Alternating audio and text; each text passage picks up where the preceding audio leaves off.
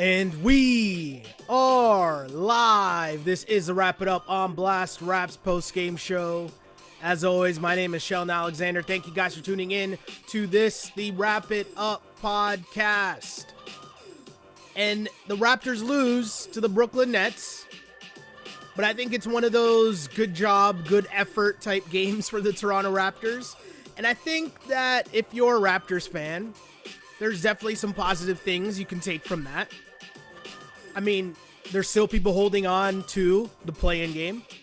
There's still some people holding out to, maybe you could play Brooklyn in the playoffs.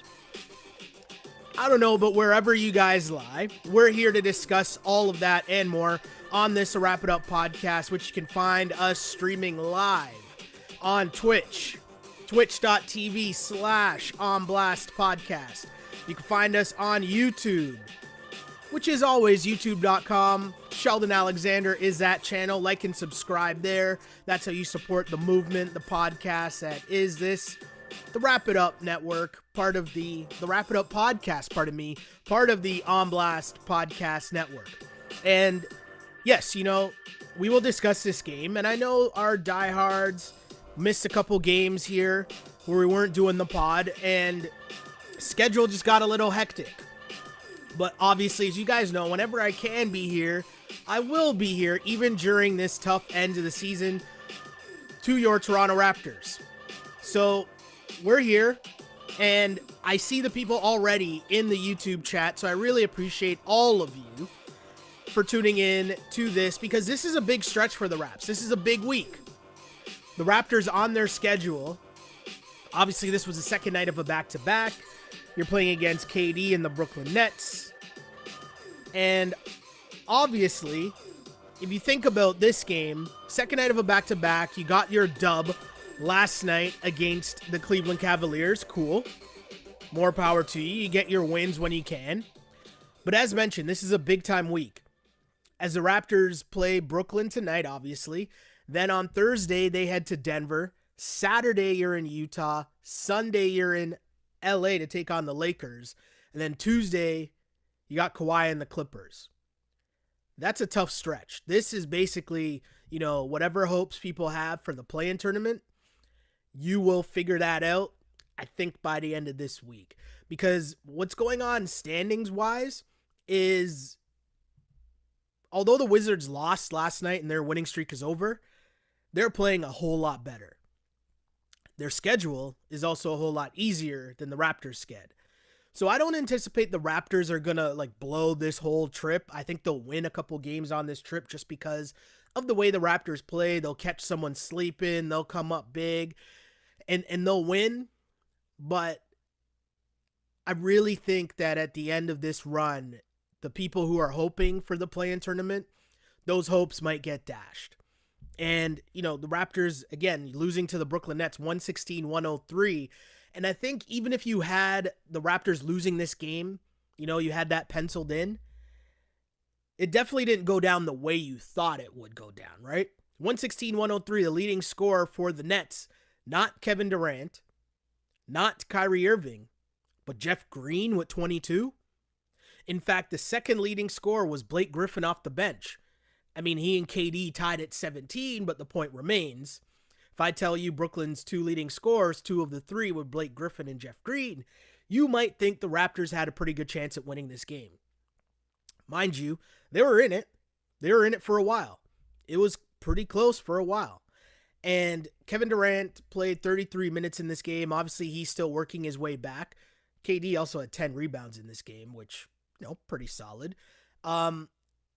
But he's still on a bit of a minutes restriction. He played 33 minutes in this game. He had 17.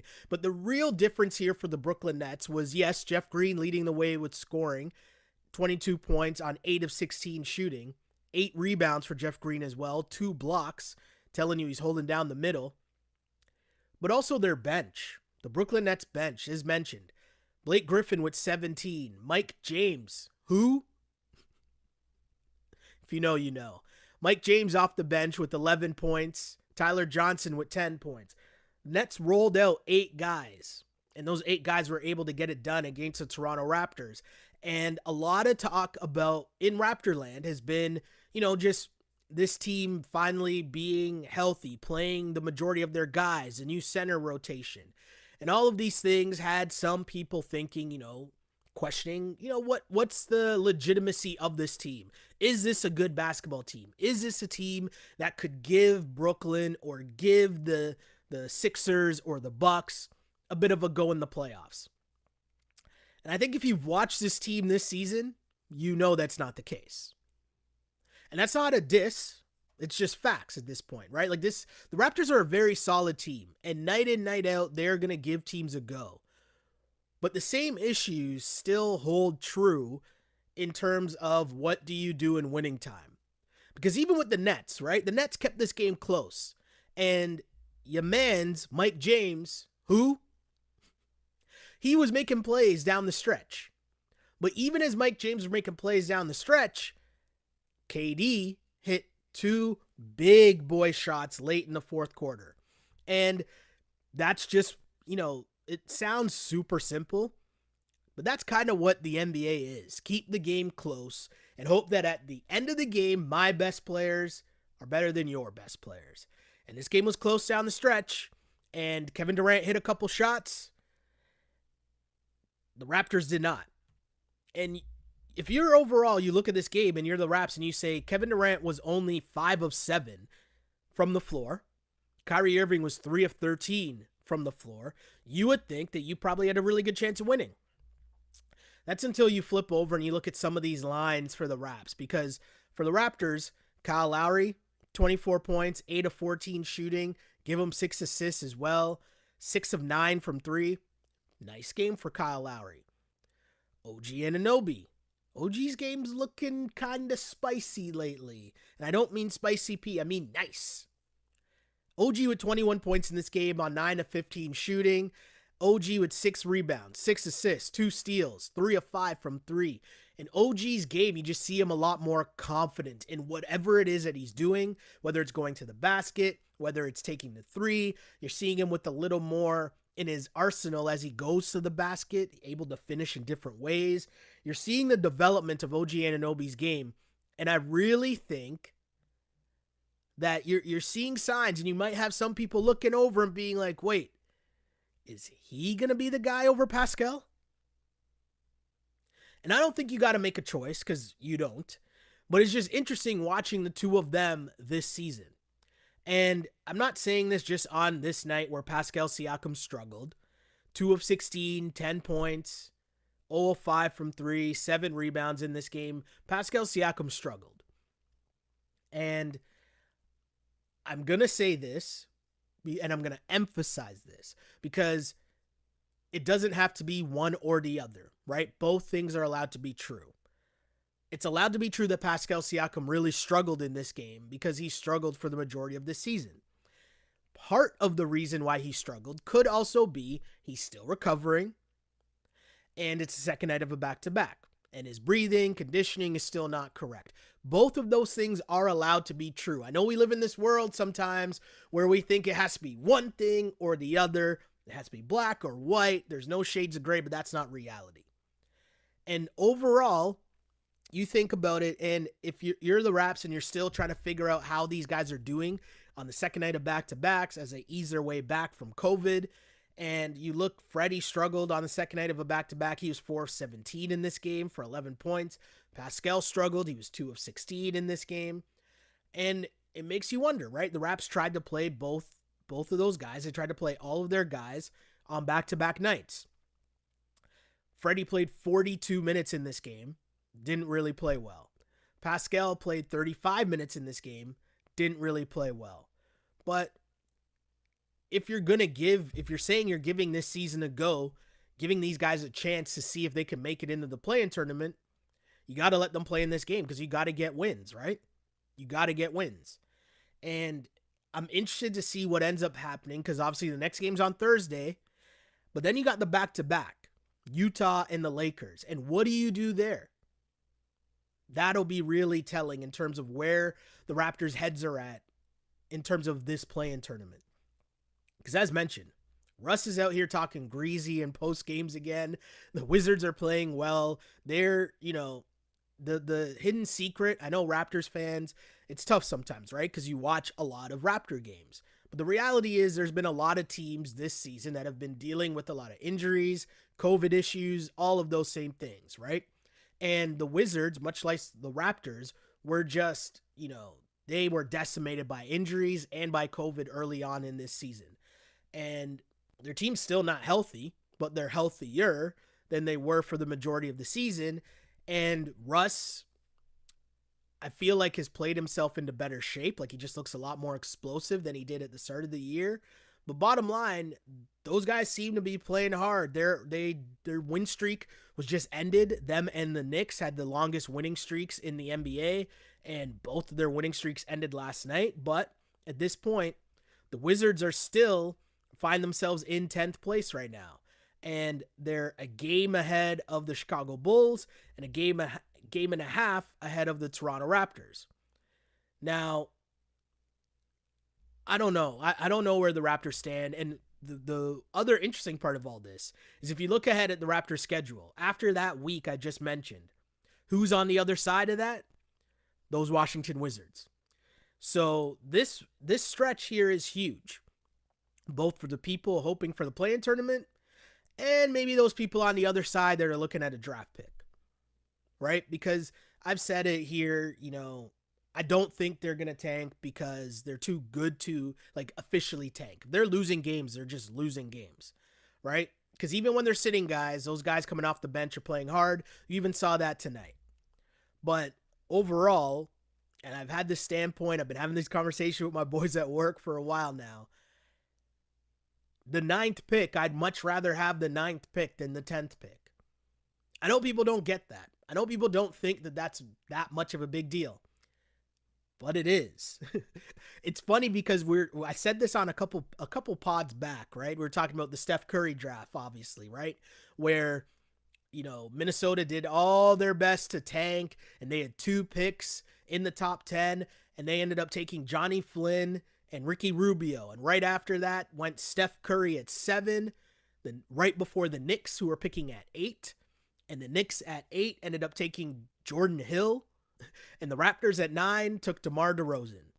So if you're going to sit here and try to tell me that there's not much of a difference between the 9th pick and the 8th pick or the 10th pick, just go through every draft. It matters. And you'd much rather have the higher draft pick. So again, they're not going to tank. That's not a thing. But it is in the back of my mind as I watch these games. I'm not wanting the Raptors to lose. I'm not rooting for the Raptors to lose, because there's better ways you could spend your time than watching your team and hoping they lose, right? Plus, my day job is putting together the openings for these Raptor games, and it's a lot more fun when they win, even if it is wins by, Yuta Watanabe and Paul Watson. Remember that game? It seems so long ago now, doesn't it? But my point is, there's 2 ways you can look at what's going on with the Raps this season, and we're going to figure out just exactly where they are at the end of this week. But again, Raptors lose this one, a tough one, to the Brooklyn Nets. And I can't overestimate this, or overstate this, I guess is the term I should say, as a text message popped up on my screen right now that just said, how many Raptors fans thought it was the ex-Raptor Mike James and not this Mike James? Who? There's some people who are listening who are really confused as to why I keep saying who. And there's other people, maybe 5% of the pod listening right now, that's like, ha ha ha, laughing at me, but hopefully laughing with me. Who knows? Either way, sometimes you make these jokes for the 5%, right? The people who get it, who really get it. Anyways, if you know, right, kids? But yeah, Mike James off the bench was huge. Especially in that 4th quarter. My guy had all of his 11 points in that 4th quarter, but he was also just making plays. Also finished with 8 assists in the game, but he was making plays. He wasn't afraid of the moment, even as the Raptors tried to pressure him, as he got the ball over half court. He was still making plays. It was good to see. It was good to see, just because it's a cool story, right? A dude getting thrown into the fire with KD and Kyrie right away, and now it's like sink or swim. And my guy was swimming for sure. But let's get to the comments here. And again, if you're watching this podcast, no, for the most part, or this is what I'll say, especially for the end of the season, the best thing to do is like and subscribe on YouTube. That way, if we're up after the game, you're going to get a notification saying that we're up after the game. So you can tune in and watch the show. Because I'll be honest with what's going on just schedule-wise for me. We got all the games on our network this week. And so my schedule's a little busy. Like even for this game right now, I'll talk about this for our originals, our day ones that might actually care about this, because that's who I do the show for, by the way. But the people who have been rocking with me for a while, know kind of what's been going on behind the scenes. I'll explain kind of just what's going on with me schedule-wise. And with us doing the opens and stuff, I've been figuring out as I switch jobs, just figuring out my schedule, mornings, nights, kind of when I have edit time, all that fun stuff. But also, how do I integrate all that stuff with all the other stuff that I've always been doing? Whether it's a pod, whether, what's been the last year and like working out in the mornings and stuff before work.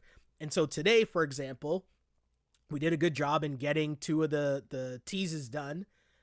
Or actually, I guess yesterday, got one of the teases done, came home, worked out at night, which was weird, which is something I never really do, but it was weird. It was a mental thing. But then that way, got enough stuff done today, stayed a little later at work to finish some stuff off, to leave early for my editor so that I could work out in the morning before going into work and doing one of the teases. So, there is a world where I almost wasn't going to be able to make it home in time to do this podcast.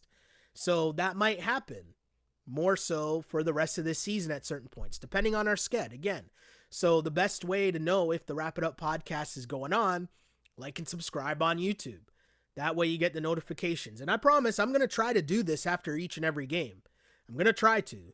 So just know that if it's not happening, like it didn't happen on the Saturday afternoon game because I was just wiped after getting everything ready for that game, job-wise. And then there was another game last week, I think, where we were just super busy as well. But as mentioned, guys, just know if I can, I will. But let's get to the comments here. And the other reason to like and subscribe to the YouTube page is because that's where the chat is on fuego. All the time. That's where the most people are, having the conversation, discussing everything going on with your Toronto Raptors, giving me the vibes in terms of what's going on with the squad. And let's check in there and see what the people are saying as I switch screens and my computer's not moving. But here we are. First comment goes to Owen. Owen says, Vladdy had more home runs today than Pascal had made field goals. Yo, is that true? I gotta go. Oh, no, it is true. Damn. I was hoping that wasn't true. Vladdy had 3 home runs in this game. Pascal Siakam had 2 field goals. Yo, man. I'm not trying to slander Pascal, but that's the tweet of the night right there. That is the comment of the night. Owen, good job, my dude. Logan just says, yikes. I think that's in response to Owen's comment here. There's a lot of Vladdy talk going on in the chat, to be honest. And I don't blame y'all.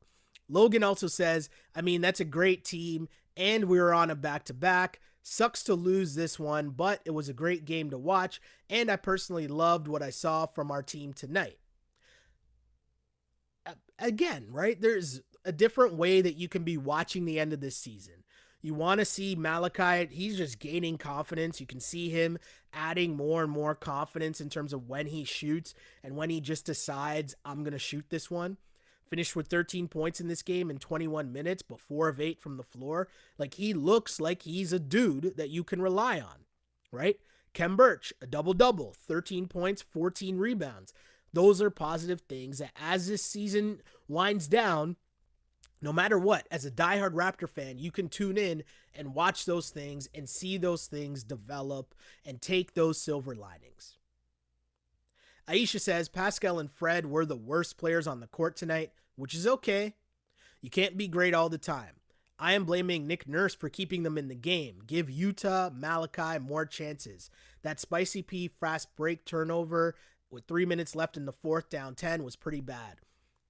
Pascal, I mean, he's had some tough goes this season, right? Like in crunch time when the Raps need him, he makes a lot of poor plays. Even in the games, I feel like when he plays well and his stat line is good, in crunch time, he just hasn't been there.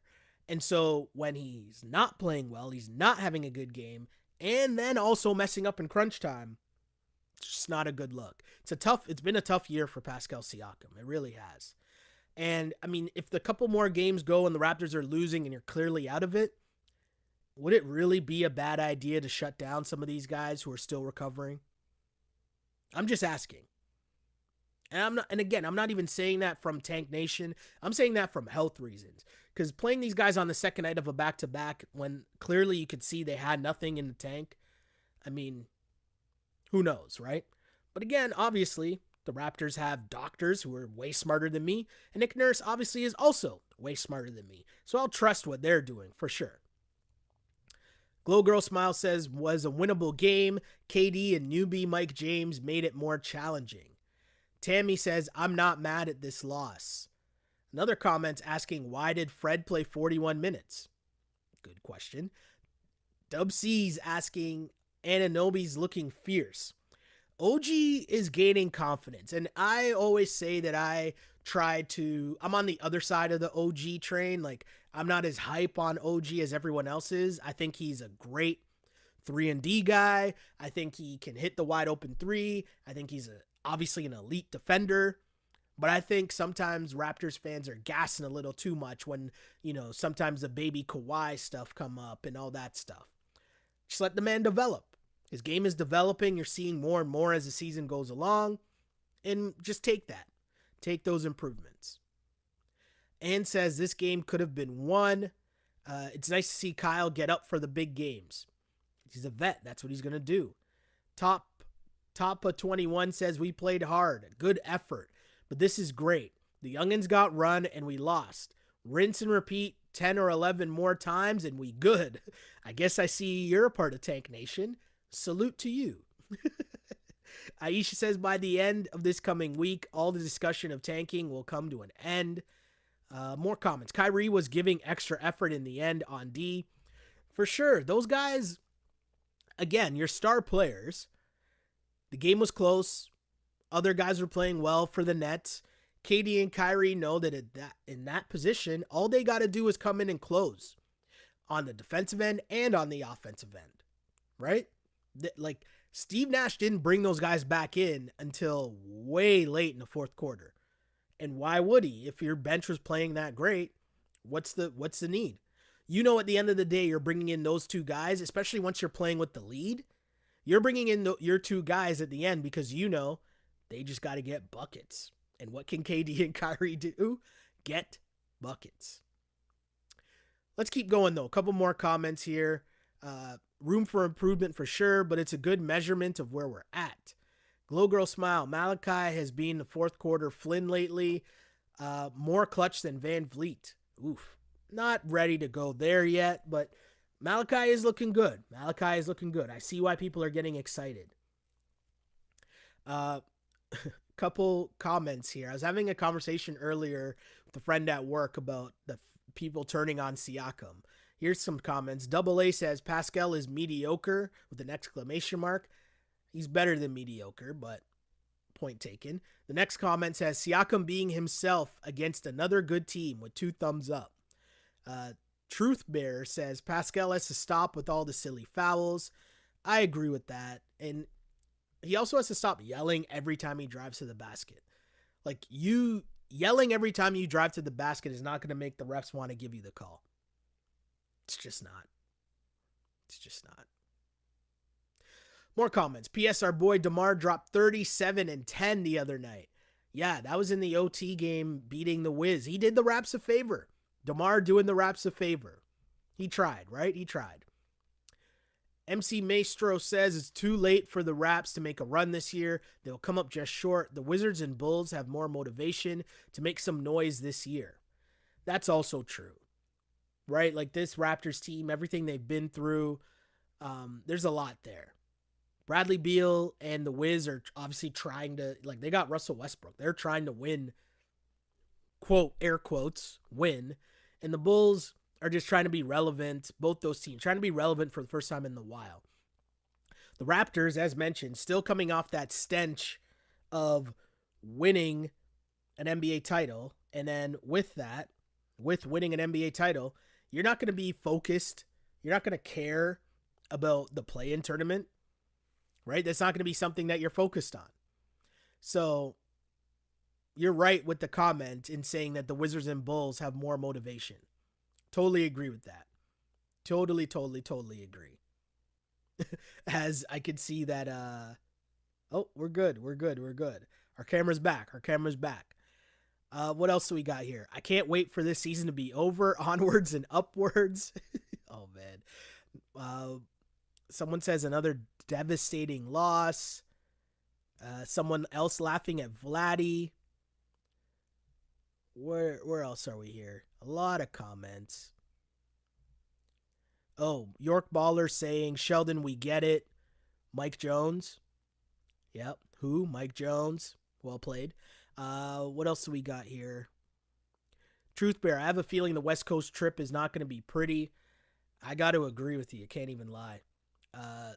Fly Miss says, just bring the tank commander Baines back and call it a year. Yo. Ed says, I realize that they are keeping Baines around to play against the good bigs at practice. Yo. More comments. Kem Birch had 14 rebounds in this game. Baines only had 20 for his whole time here. Yo, come on, guys. The Baines slander. What else we got? I don't want to see Baines anymore. LOL. Not after watching Kem Birch. Yeah, Kem Birch is trying to get paid, and Kyle's trying to get Kem Birch paid.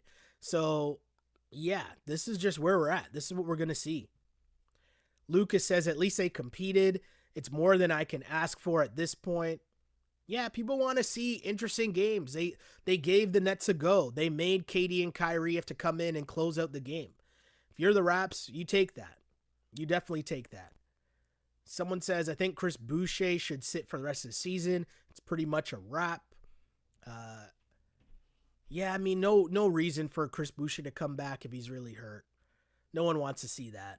But also, I think no one wants to see Aaron Baines either. So, yes, the Kem Birch era continues for the Toronto Raptors. Even in a loss, the Raptors will take the performance from your man's Kem Birch. He had 13 points and 14 rebounds for the Toronto Raptors. As the Raptors fall to Kyrie, KD, Jeff Green, and the Brooklyn Nets, your Toronto Raptors fall once again. What was the final score? 116-103.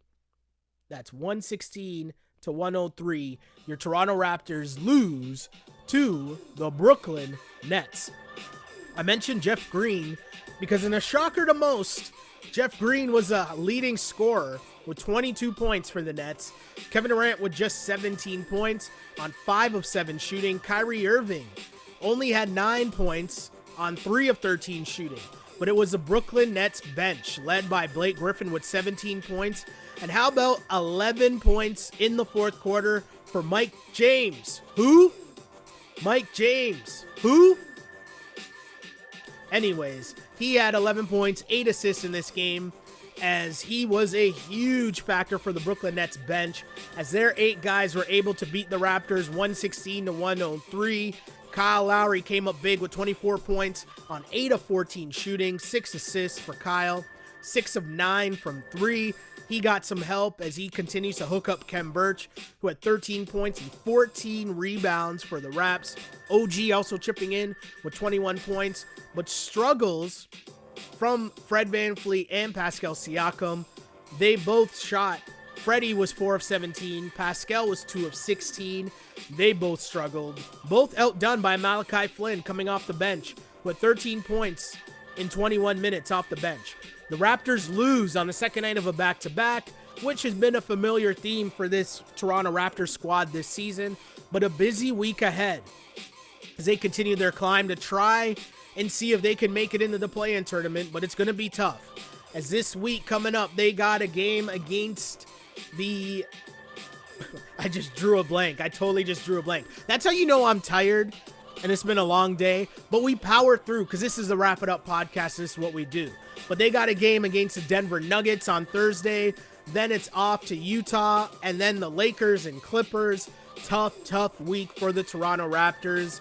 But hey, if you want to make the playoffs, you got to go through some of the big boys. So hopefully we'll see where the Raptors end up at the end of this week. But for now, it's a loss. 116 to 103. Thank you guys for tuning in to this Wrap It Up podcast. You can find us streaming live after each and every Toronto Raptors game on Twitch. That's at twitch.tv/OnBlastPodcast. Or you can find us, like and subscribe to the YouTube page. You get notifications if you subscribe to the YouTube page. Subscribe in English, by the way.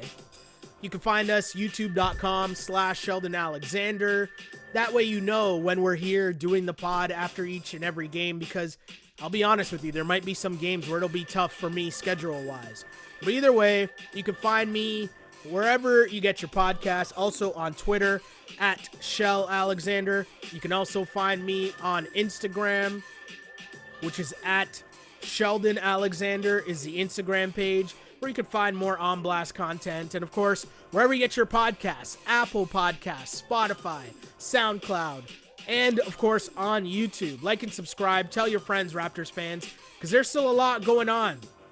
Still a lot to talk about in Raptors land. Again, 116-103, Raptors lose to the Brooklyn Nets. We'll be back here on Thursday following the Denver Nuggets game to discuss that and more, because this is the Wrap It Up podcast. My name is Sheldon Alexander, and I used to pray for times like this to rhyme like this. This is the Wrap It Up On Blast Raps post-game show, as always, unpolished and unapologetic. Until next time, see ya.